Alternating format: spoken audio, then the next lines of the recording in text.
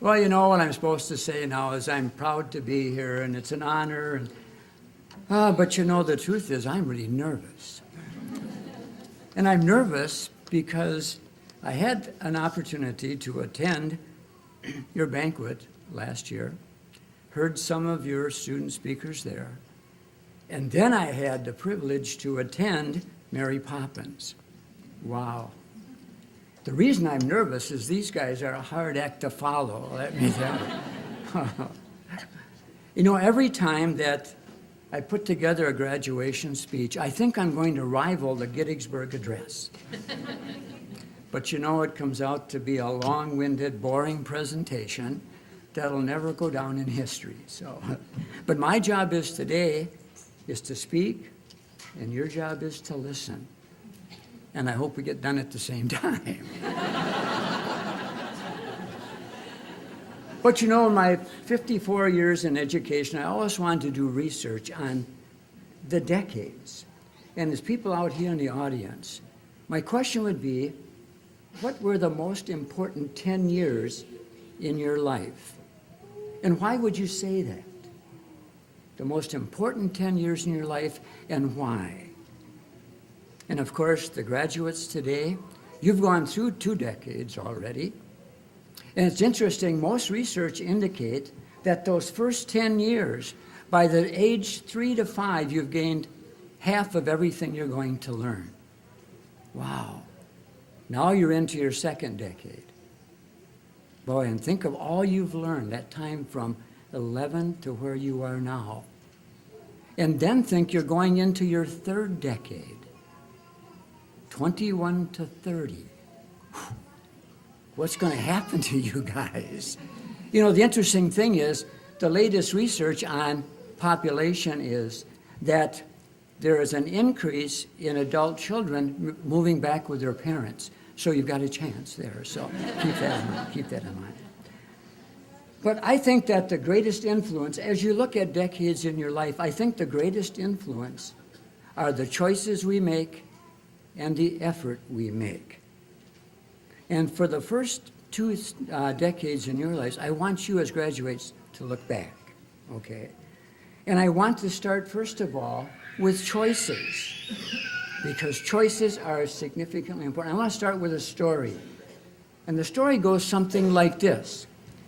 There was a teenage brother and teenage sister, and they had a very little sister, and she was just about to experience her first Christmas, to really realize what her first Christmas was all about. So they wanted to do something special for their sister. So they worked all summer, they mowed lawns, they babysat, and they saved their money. And they bought her this gorgeous present. They purchased this huge doll, a beautiful, huge doll. Had it all wrapped up. They were so excited. They were the first ones down Christmas morning, along with their parents and then their little sister. And they wanted her to open their present first. So they even sat her down and they helped her open that present. And they took the cover off that present, and there was that beautiful doll. And they took the doll out and they handed it to their sister. And she held the doll for a while. She looked at it. She set the doll aside and began to play in the box. The reason I tell that story is we all have an opportunity to play in a lot of boxes, don't we? And I want to share 3 examples. And the first one is a house. And a house is just a house. It's just a box.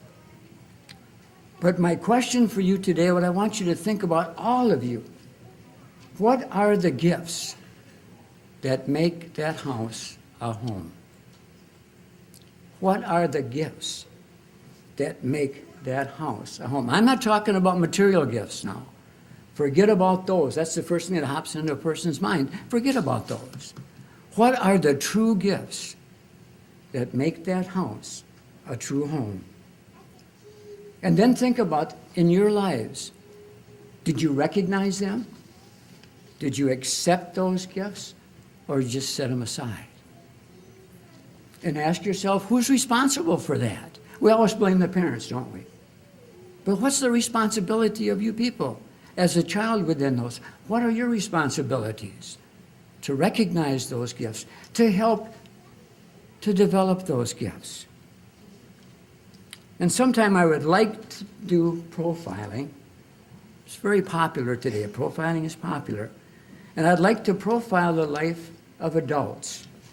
And the first ones I'd like to profile are those adults who did not accept the gifts of a home because he or she grew up in an environment that provided only a box to play in. Wow. And on the other side, I'd like to do a study and profile those adults who were given a true home environment, where he or she were able to realize and choose to accept those gifts. That profile would be interesting, I think. Box number one. Box number two is a school. A school is just a box, isn't it? A school is just a box. But I ask you again to think about, what are the true gifts of an education?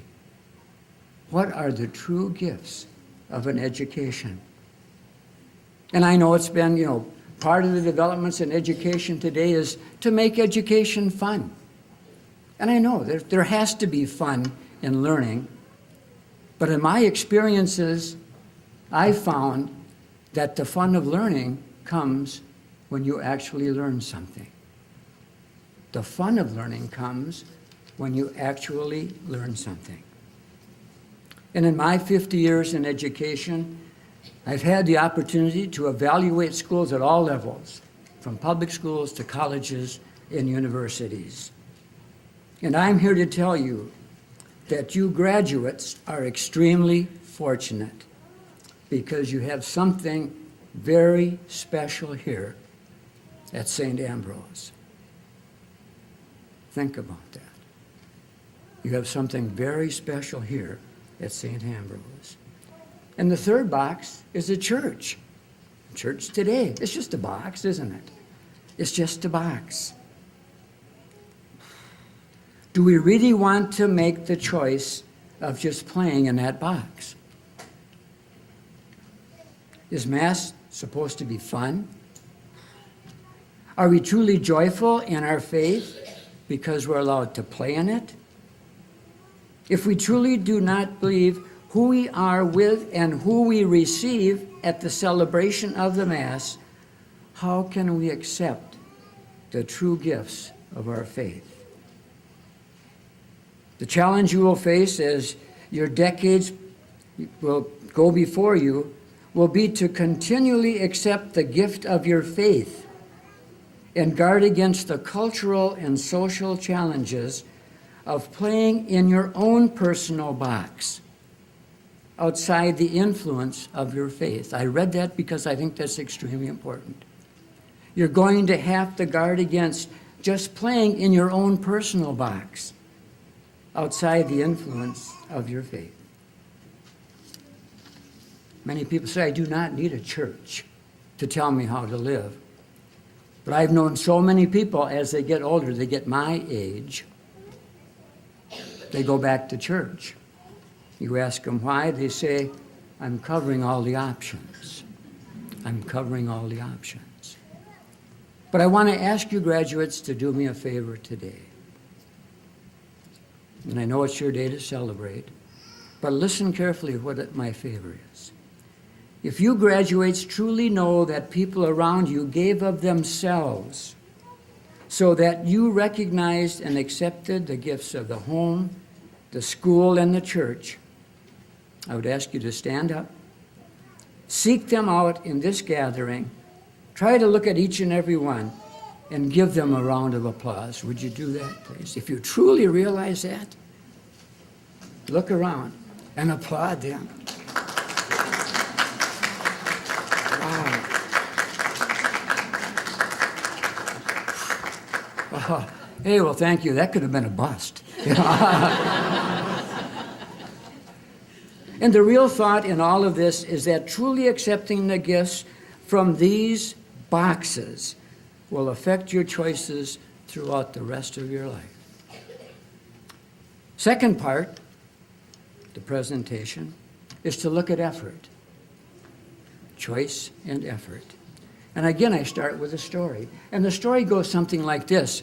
A grandmother was taking her little grandchild to church with her, taking her to Mass. And after the Mass, the priest was there greeting people as they were leaving. And the grandmother walked up, and the priest said, "Well, grandmother, what did you think of Mass today?" And she said, "I'm glad you asked." She said, "First of all, the church was too warm, and I was really uncomfortable." And she said, "Secondly, the choir sang every hymn that I don't like, and they sang them off key." And she said, "Thirdly, your homily was too long, and it was really boring." And her little daughter was pulling on her sleeve like this, and she looked up at her grandma and she said, "Well, Grandma, what do you expect for a quarter?"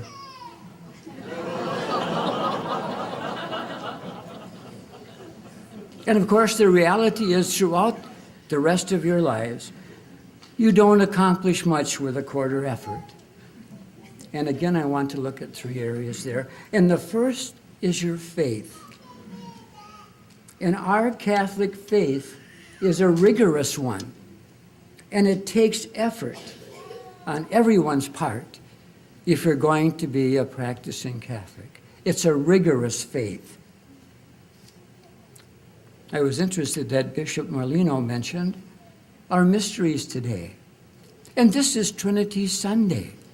That's a mystery. And the reason it takes effort is because in our mysteries, we are asked to know without understanding. Interesting? We're asked to know without understanding.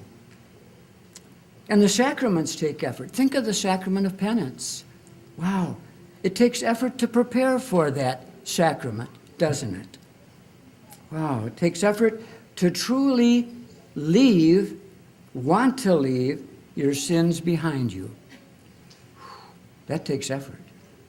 To go to penance, to prepare for penance, and to truly want to leave your sins behind you.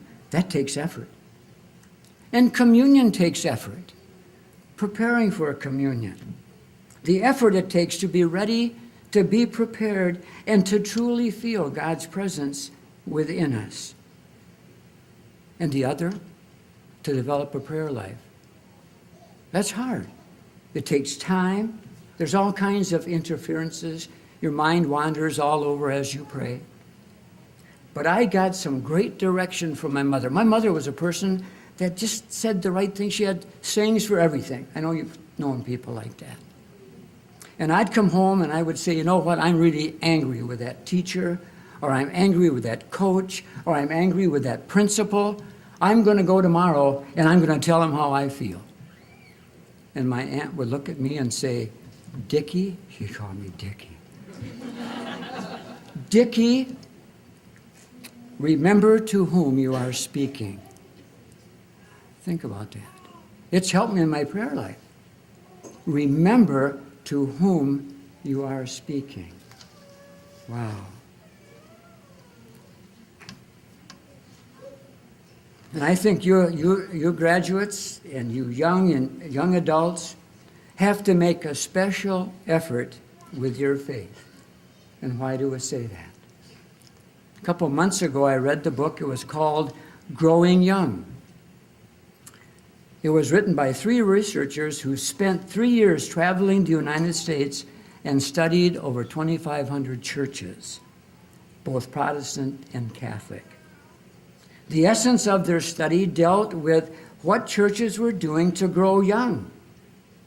Because if that is not done, our churches will vanish. They developed 6 strategies in that book to help young people discover and love their faith. Now, as you consider your role in this purpose, you consider your effort in this purpose, will you make the effort necessary? That's a special effort for you young people to help our Catholic Church grow young. It's going to take a great deal of effort on your part. And especially, again, consider the influence of the culture. was an article recently in the State Journal, and there was a special session held in the Vatican where they wanted input from young people. They had over 300 young people that attended that session. They had over 15,000 young people that attended online. And the essence was youth give Vatican a piece of their mind. And this is what was said. Young Catholics told the Vatican on Saturday they wanted a more transparent and authentic church. This is the hooker, though. Where obeying unreachable moral standards isn't the price of admission. Oh, are you kidding me? Now, I know there's some controversy in this report coming out, but on the other hand, I know many adults that feel the same way. Now, what are you going to do to stand up to those kinds of cultural influences? Because you're going to be dealing with those young people all the time. Second one is learning. It takes a lot of effort to learn. And I just want one thought here, and it comes from my favorite educational researcher. His name was Benjamin Bloom. I know some of your staff and faculty here at St. Ambrose will recognize his major work, which was Bloom's taxonomy of learning. But he also developed a theory he called learning for mastery. And what he said in that work, and I've got a copy of it here, if anybody would like to read it, was called Learning for Mastery. And he was saying 90% of all students could master what we have to teach them. But the key there, and one of the major keys there, was time and learning. Because in most of our learning, think about this. Time is the consistent and learning is the variable, isn't it? Time is the consistent and learning is the variable. His point was if you're going to master learning, if you're going to master what it is we want to teach you, time has to be the variable and learning the consistent.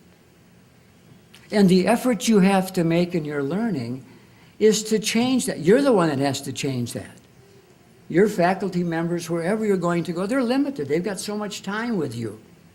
So if you're going to make time the variable and learning the consistent, that's up to you. That's the effort you have to make. And don't expect somebody else to do that for you, because they won't. And the third one that'll take effort are your careers and your private life. And I believe your effort here comes from who you are. It comes from who you are. And I spent almost 40 years in leadership positions. I've studied leadership. I've researched leadership. I've taught leadership. And I tell you, because of your backgrounds, because of your skills, because of your abilities, because, again, of who you are, you're going to find yourself in leadership positions. You're going to find yourself in leadership positions. Now, it may be in your career. It may be in community and social organizations. It may be in churches. But you're going to find yourself in leadership positions. And my thought there, after all of my research and study in leadership, my suggestion is study what is called servant leadership. I firmly believe that's the best type of leadership. Some of you here may have studied it. Servant leadership. And of course, in the history of mankind, who's been the best example of a servant leader? I hope you're all thinking the same thing. I am.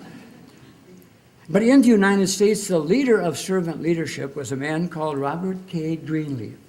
And he was a leader. He was a leader in industry and business throughout the United States.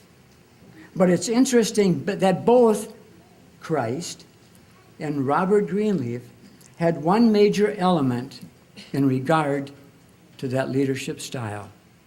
And that element was humility. the ability to give of yourself to others. To me, that's the basis of humility, to give of yourself to others. And humility takes effort. Humility, I'll guarantee you, takes effort. Look at me. I mean, it's hard for me to be humble sometimes. It takes effort. But my mother, again, when I would come home and I would be bragging about something that I accomplished on the ball field, my picture in the paper, big article, I'd have something that I really did well at school, people were bragging me up, and she'd look at me and say, Dickie, and this is really neat. I've thought about it so often. Count yourself again, you're not so many. Wow. Isn't that neat?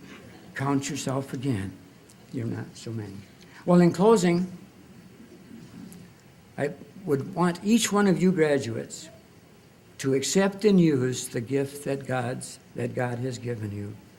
Recognize them and don't put them aside. And I know I'm supposed to say, good luck, wherever you're going to go. I'm not going to do that. Because I found out the better choices I made, and the more effort I put into something, the luckier I got. But I'm going to pray for you. And I've said this prayer every day since your banquet. I took it off a tree. And I say it every day for Stephen K. I've never met him. He's class of 2021. I hope to meet him someday. Stephen K. And I've said this every day. And it's a short prayer, but it says a lot because it includes graduates as well. Some of you may know this prayer. A prayer for the students and graduates of St. Ambrose Academy. O Christ, give the students and graduates at St. Ambrose Academy all the graces they need to become the men and women you are calling them to be. It's a great prayer. If you don't have a card, get one and say it every day. And Stephen K., I hope to meet you someday, and I'll keep praying for you. And now that I've been able to meet and be with some of you graduates, I'm going to include in that prayer that our God will keep you safe, guide your steps, and keep you always in His presence. Thank you.